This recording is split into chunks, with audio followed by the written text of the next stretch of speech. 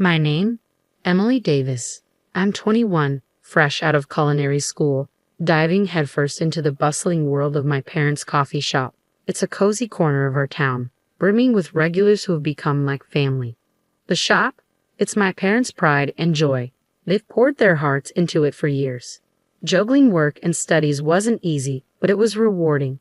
Every day was a whirlwind of coffee beans and pastry delights. Then, out of nowhere, Bob's call shattered the routine. Bob's voice crackled with urgency as he delivered the news. My wife had an accident. It sent a shiver down our spines, filling the air with concern. Though the specifics eluded us, the gravity of the situation was clear. Without hesitation, we agreed to care for his children while he tended to his wife at the hospital. They were still tender souls, craving comfort amidst the chaos. Bob arrived at the coffee shop with his children in tow, their faces a mix of confusion and worry. I opened my arms to them, offering solace in the familiar warmth of our shop. Hours later, another call came, this time with a lighter tone. While my sister-in-law was out of immediate danger, her injury required rest. Bob entrusted us with the care of his little ones a while longer, a responsibility we embraced without hesitation. I was caught in a quandary. Between running the coffee shop with my parents and being an employee there myself, juggling childcare every day seemed untenable. After much deliberation, my parents and I reached a compromise. I'd step in for about 2 weeks. Initially, I fretted over my ability to care for my nieces and nephew adequately, but they surprised me, swiftly melting any doubts with their easygoing demeanor. Even in moments of uncertainty, my mother's unwavering support buoyed me. As the weeks rolled by, our routine settled into a comfortable rhythm. Then, just as normalcy began to return, Bob's call shattered the peace once more.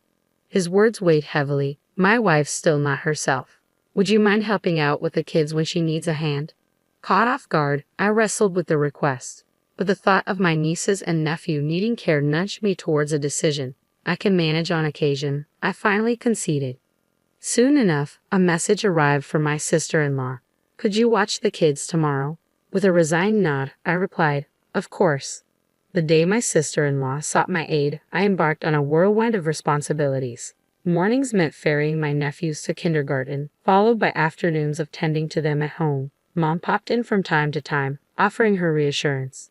Evenings saw us immersed in the bedtime routine, eagerly awaiting Bob's arrival. With a sigh of relief, I handed over dinner, courtesy of Mom, as Bob collected the children, grateful for the respite.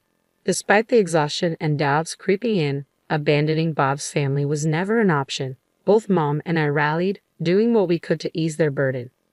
Then, like déjà vu, another message from my sister-in-law arrived. Could you lend a hand with the kids again? The cycle repeated, just as before. In the morning, I set off to collect the children, making my way to the familiar grounds of the kindergarten. The teachers greeted me warmly, smoothing the drop-off process. With cheerful farewells, the boys bounded off to join their peers, leaving me to assist at the cafe my parents managed. Time flew by, and soon it was time to retrieve the children once more. Dad's reminder snapped me into action, and I hurriedly made my exit from the cafe. Arriving at the kindergarten, I found a small crowd already gathered. Amidst the chatter, a voice called out, "Emily." I spun around to find myself face to face with a familiar figure from my school days. Ashley. The surprise painted across my features mirrored hers. It was an unexpected reunion indeed. "Long time no see," she exclaimed, her smile infectious. It turned out her child was also enrolled at the same kindergarten as my nephews. Though eager to catch up, the bustling atmosphere wasn't conducive to lingering conversations. We swiftly exchanged contact details before parting ways. The following day brought a pleasant surprise. Ashley appeared at the cafe during my shift. Sensing the opportunity, my parents graciously encouraged us to take a breather from our duties and catch up when the rush subsided. I gladly seized the chance to reconnect with Ashley. Ashley's fondness for our cafe warmed my heart, yet her demeanor shifted suddenly, as if a weighty memory had resurfaced. "By the way, I spotted your nephew's mom the other day," she disclosed, her tone serious. I was taken aback by the unexpected turn in conversation, simply nodding in response. "Really?" "Yeah, I didn't approach her, but I've spoken to her before, so I'm certain it was her." "But there's something—" Ashley hesitated, searching for the right words. Intrigued, I encouraged her to continue. What she revealed left me stunned, and it seemed my mom had overheard Ashley's revelation, our eyes locked in silent understanding. After Ashley departed, I turned to Mom, eager to hear her thoughts on the matter. "We'll keep an eye on things for a bit longer," Mom suggested, and I nodded in agreement. But then, out of the blue, my phone rang, flashing Bob's name. I couldn't answer right away, and by the time I noticed the missed calls, I was already calling him back. "What's going on?" I asked, confusion lacing my tone. What happened?" Bob's voice brimmed with restrained frustration. As he recounted the situation, anger simmered beneath his words. It turned out he'd returned home to retrieve something forgotten, only to find the kids alone in a supposedly empty house. Shock gripped me at the gravity of his story. Yet amidst it all, I couldn't shake the question. Why was I the target of his fury? My inquiry seemed to stoke Bob's anger even further. Bob's accusation hit me like a punch to the gut, leaving me speechless. Yet amidst the shock, I found the strength to defend myself. "I understand your frustration, but your wife must have misunderstood," I countered. "I did receive her message, but I explained that I couldn't manage today. With Mom falling ill unexpectedly, we're short-staffed at the cafe. I simply couldn't leave." There was a brief silence on Bob's end before he questioned, but my wife mentioned something else. "She claims that every time she asks for your help with the kids, you demand payment. Is this true?" My voice rose in frustration mid-conversation. "What? That's not true. I've never once demanded payment for looking after the kids. Mom can vouch for that. If you're unsure, why not ask her?"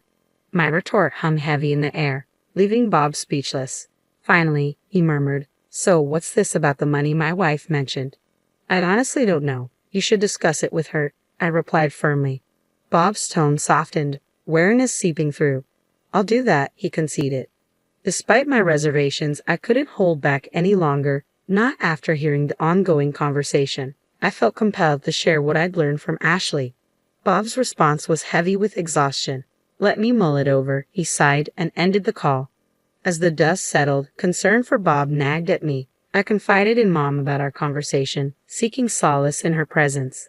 Days ticked by without a word from Bob, leaving us uneasy.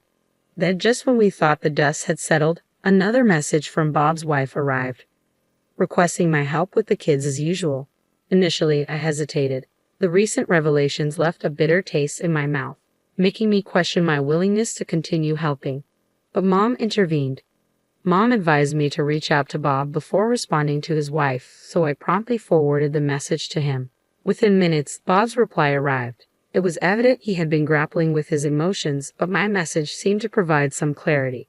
With Bob's feelings in mind, I responded to his wife with a simple okay and proceeded to collect the kids as usual.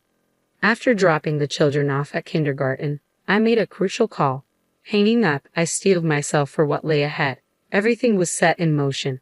Upon arriving at the cafe, I found Bob already there, his face etched with tension. It was a stark departure from his usual demeanor, leaving me uncertain of how to approach him. But before I could ponder further, Mom stepped forward. "I'll handle the kids," she assured Bob, her tone firm yet comforting. "You need to focus on resolving things with your wife. Emily, I'm trusting you." Bob's reaction to Mom's words was palpable as he nodded in acknowledgement. Returning the nod, I affirmed, "Okay, I'm on my way." We made our way to Bob's house together, a silent understanding passing between us.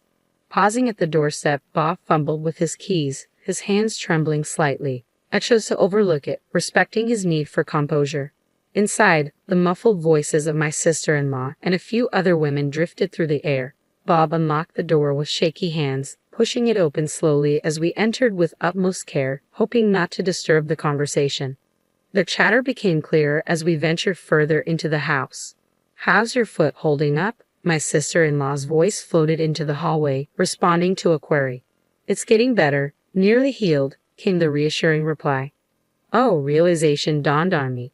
The odd sensation I'd been experiencing lately suddenly made sense. Briefly distracted, I quickly refocused, tuning back into my sister-in-law's conversation. "But once my foot's back to normal, Bob will start expecting me to pitch in more, and I won't get to relax like I do now." "Ah, yes, your sister-in-law and her parents have been a huge help with the kids, haven't they? You're really fortunate." "Absolutely," came the response, tinged with sarcasm.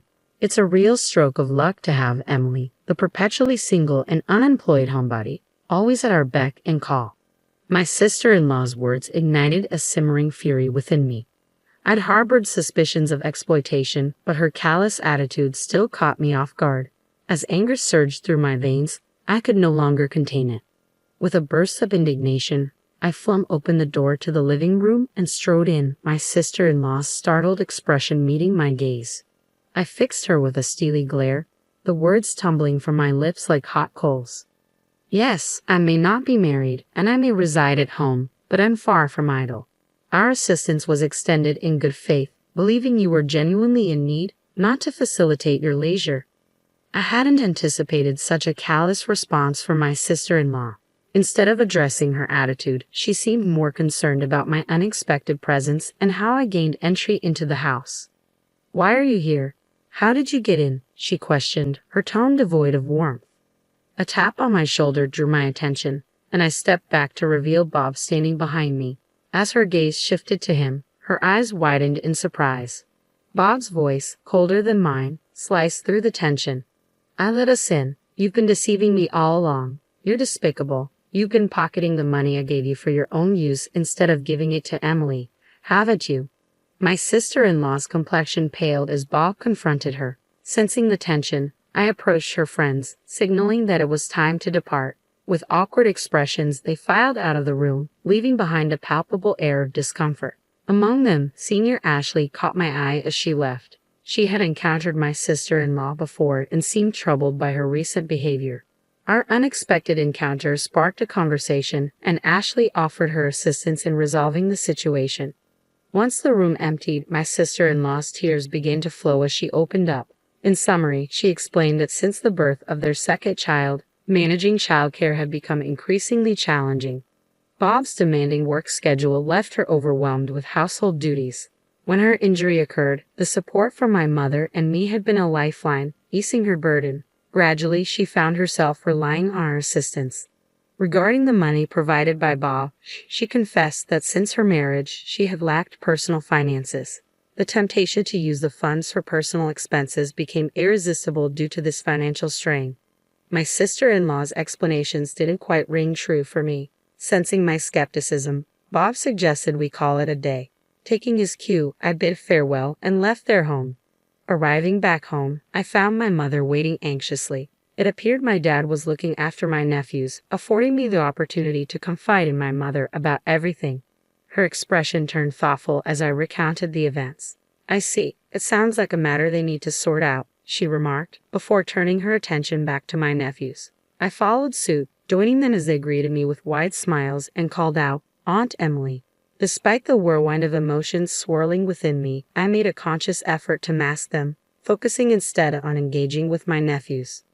Several hours later, Bob returned home, announcing that he would spend the night at our parents' house. My mother, seemingly grasping Bob's intentions, simply nodded in acknowledgement. After tucking his children into bed, Bob sat down with our parents and me to explain his decision. "I won't pursue a divorce this time," he began, "but if the same mistakes are repeated, I'll have to reconsider. Emily, Mom, I'm sorry for the turmoil this has caused you both." "It's all right, Bob, but are you certain about this decision?" I inquired, concern evident in my voice. Bob nodded solemnly. "Yes, after speaking with my wife, I realized I bear some responsibility as well. We've agreed to give our marriage another chance." Curious about Bob's revelation, I prodded him for clarification. He confessed, "I've been consumed by work, neglecting my wife's needs, and leaving the parenting solely to her. It's clear now that I've placed undue stress on her and been unfair to our children. I should have prioritized spending quality time with them." As Bob spoke, a whirlwind of emotions swept through me. Yet Mom's response brought clarity to the situation. "I understand," she said, her tone thoughtful. "While forgiving may be challenging from a personal standpoint, as a wife and mother, I empathize with the complexities of your decision. If this is what you've both agreed upon, I won't stand in your way. Just ensure you keep your private matters private this time." Bob nodded in acknowledgement, a flicker of apprehension crossing his face as he bit his lip. Since then, neither Bob nor my sister-in-law have made any requests of me. In fact, I haven't crossed paths with her at all. It's likely uncomfortable for her to confront me, and while Dad's frustration simmers over her lack of apology, I find solace in the absence of awkward encounters. When I shared my reluctance with Bob, he assured me, "I understand. I'll do my best to minimize any chance encounters between you two." Thanks to his efforts, my routine gradually regained its familiar rhythm. At the chime of the doorbell, I turned, only to find Bob standing there with my nephews in tow. Releasing Bob's hand, the kids darted toward me, their voices ringing out joyfully, calling my name. "Aunt Emily!" My nephews' cheerful voices rang out as they rushed into my arms. With a warm smile, I embraced them, relishing their affection. As the kids chatted with my parents over slices of cake, Bob leaned in, his voice low and earnest. He confided that while my sister-in-law was remorseful, she harbored reservations about the children's fondness for me, preferring they avoid seeing me. Hearing this, I couldn't help but feel a twinge of resentment towards her. After all, she had brought this upon herself. Though I knew there might come a time when I have to confront her again, for now, the wounds of the past remained fresh. It seemed unlikely that I would soon forget what my sister-in-law had put me through.